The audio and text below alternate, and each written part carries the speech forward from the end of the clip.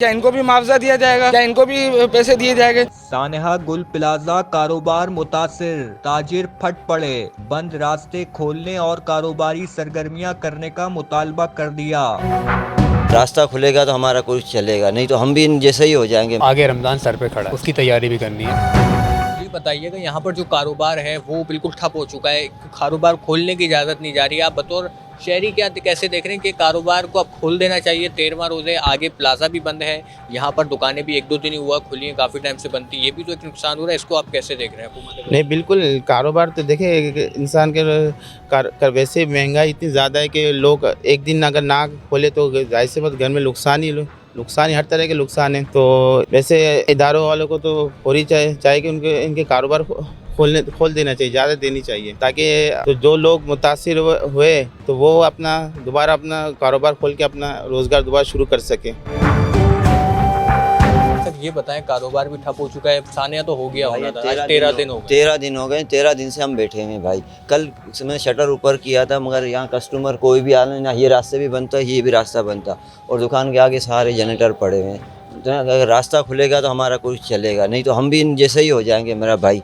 तो मैं हमारे भी चूल्हे ठंडे हो गए, तो इनको बोलो भाई खुदा के वास्ते मेहरबानी, जो होना था वो हो गया, अब कम से कम इतना कर दे कि ये रास्ता खोल दे। मैं सिर्फ कल से आपने दुकानें खोली हैं, कोई कस्टमर कुछ भी नहीं, रास्ते ही बंद है सर, कहाँ से आएंगे रास्ता? कस्टमर जब आएगा जब रास्ता खुला होगा, तो अब रास्ते ही बंद है तो कस्टमर कहाँ से आएंगे? कोई हुकूमती नुमाइंदे ने, किसी सिक्योरिटी एहलकारों ने, अफसरान ने रब्ता किया और बताया हुआ कि कब तक रास्ते खुलेंगे? नहीं, ऐसी कोई बात नहीं हुई है, किसी किस्म की भी नहीं है। पूछने की बहुत कोशिश की है कि बोला यार आज हो जाएगा, ये कब होगा इसका वल्लाह करना। भाई बोले हो जाएगा, 2-4 दिन लगेंगे, यही सुनने में आ रहा है। आज 13 दिन हो गया। बाकी दुकानदार भी यकीनी तौर पर परेशान, सारे परेशान है भाई। जो वो बंद है तो वो तो परेशान ही है, जो खुले हुए वो भी परेशान है कि कस्टमर आ नहीं रहा, इधर से भी रास्ता बंद है, उस तरफ भी रास्ता बंद है। तो मैं आपके सामने ये देखो डोरी लगी हुई है, कहाँ से कस्टमर आएंगे? आपके सामने है, यहाँ आप देख सकते हैं, कैमरे दिखा सकते हैं कितना सामान पड़ा हुआ है यहाँ पर इनके जनरेटर। हमारा काम भी मुतासिर है इस वजह से। 12-13 दिन हो गए, वो नुकसान तो हो गया। अब आगे रमज़ान सर पे खड़ा है, उसकी तैयारी भी करनी है। हमारे भी घर हैं, हमारे भी चूल्हे जलते हैं, तो किस तरह से चलेंगे ये? आप समझते हैं 13 रोज़ बीत जाने के बाद ये जुल्म और ज़्यादती नहीं है ताजिरों के साथ? वो तो हो गया सानिया, दुनिया भर में सो गया उसका, लेकिन ये शायद और डबल जुल्म हो। सर सानिया तो हो गया, कीमती जानें चली गई, लेकिन अब जो ज़िंदा लोग हैं उनका भी ख्याल करना चाहिए। अभी तक किसी ने कुछ नहीं बताया कि कब तक खुलेगा, कोई टाइम पीरियड नहीं है, बल्कि यहाँ पर उन्होंने रास्ते बंद किए हुए हैं। दुकानदार को भी अंदर नहीं आने की इजाज़त है, आम कस्टमर कहाँ से आएगा? तो कितनी परेशानी से अंदर दाखिल हो रही है? बिल्कुल बहुत परेशानी होती है, मिन्नतें करना पड़ती हैं, जब जाके वो छोड़ते हैं। सर ये बताइएगा, हम देख रहे हैं रस्तों की बंदिश है, आगे रमज़ानुल मुबारक भी है, सानिया हो गया, सबको इस पर अफसरदगी है, लेकिन ये ज़्यादा डबल अफसरदगी नहीं हो जाएगी कि रास्ते भी बंद है, जो कारोबार करना चाहिए वो भी बंद है? इन्होंने ये रास्ते बंद कर दिए तो यहाँ वाले क्या घर के चूल्हे नहीं चलेंगे? ये जो स्टाफ है ये अपना घर का चूल्हा कैसे चलाएगा? ये मुझे बताया जाए भाई सरकार की तरफ से। क्या इनको भी मुआवजा दिया जाएगा? क्या इनको भी पैसे दिए जाएंगे? नहीं दिए जाएंगे तो यहाँ रास्ता खोला जाए। यहाँ पीछे अस्पताल है, अंकल श्री अस्पताल है, दूसरे अस्पताल है, पीछे आगे सिविल से गाड़ियाँ आती है, कहाँ से जाएंगे ये सब?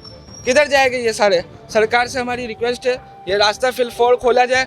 कल हम कमिश्नर के ऑफिस गए, कमिश्नर के ऑफिस में भी हमें कोई जवाब नहीं दिया गया, सिर्फ एक कागज़ लिख के दे दिया, कोई जवाब ही नहीं दे रहा है यहाँ पर।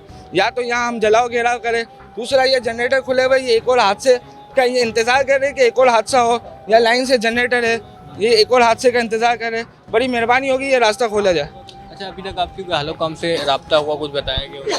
भाई देखे आला हुकाम तक तो हम जो आम आवाम तो पहुंच ही नहीं सकते ना। आला हुकाम अपनी ऑफिस में हो गए तो हम पहुंचेंगे, वो तो होते ही नहीं अपनी ऑफिस में, तो हम कहाँ पहुंचेंगे भाई?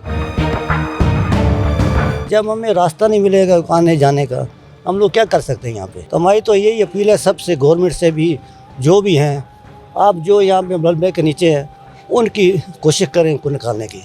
अभी भी इसके अंदर हैं, और मेरे को यही लग रहा है जिस साल में ये हैं, क्यों मेरा अजीज़ मेरे दोस्त हैं, उनकी वाइफ, उसकी बहू और उसकी साली, ये तीनों इसके अंदर से उस दिन छापा करने आए। अभी तक कोई पता नहीं, उनका DNA करा चुके हैं, सब करा चुके हैं, लेकिन कोई उनको कोई ये चीज़ होती है ना, वो भी नहीं मिली। DNA करा रहे हैं। खुदारा मेहरबानी करो कि उनकी जो भी मिलती है चीज़ DNA के ज़रिए उनके घर भी बचाओ, ताकि उनके काम दूर हो जाए। यही हमारा सवाल है भाई। ये है कि अभी पहला दिन ये था कि लाशों को निकाला जाए, लेकिन फिर दूसरा दिन था कि बाकियात, और अब ये आ गए कि अज़ा निकाला जाए। ताकि जो प्यारे हैं वो आखिरी रसूमात की अदायगी कर सके। इसको आप कैसे देख रहे हैं, क्योंकि अभी तक कोई ऐसी निशानी भी मौजूद नहीं है कि आखिरी रसूमात की अदायगी की जा सके और बाज़ाब्ता तौर पर एक तदफीन हो सके। हमारे जो दोस्त हैं, भाई हमारे पड़ोसी हैं, हम 40 साल से इकट्ठे रह रहे हैं। सामने ये उधर रहते हैं, हम लोग इधर रहते हैं। तो एक ही जगह नमाज भी पढ़ते हैं, एक ही जगह शादी भी होती है, गमियाँ खुशियाँ सब इकट्ठे होते हैं हम लोग। तो कहने का मकसद ये है कि हमें बहुत अफसोस है इस चीज़ का, क्योंकि हम लोग किस मुल्क में पैदा हो गए हैं। यहाँ कुछ चीज़ नहीं है, लोग मर रहे हैं, जल रहे हैं, कोई तरीका नहीं है यहाँ पे निकालने का, शोर कर रहे हैं भाई। कोई ऐसी रियासत, वो जो रियासत है, जो हमारे वज़ीर आला हैं या वज़ीर दाखिला हैं या वज़ीर आज़म हैं, जो भी हमारे, इनको चाहिए कि यहाँ पे आएँ और देखें, इनके लोगों को घरों पे जाएँ।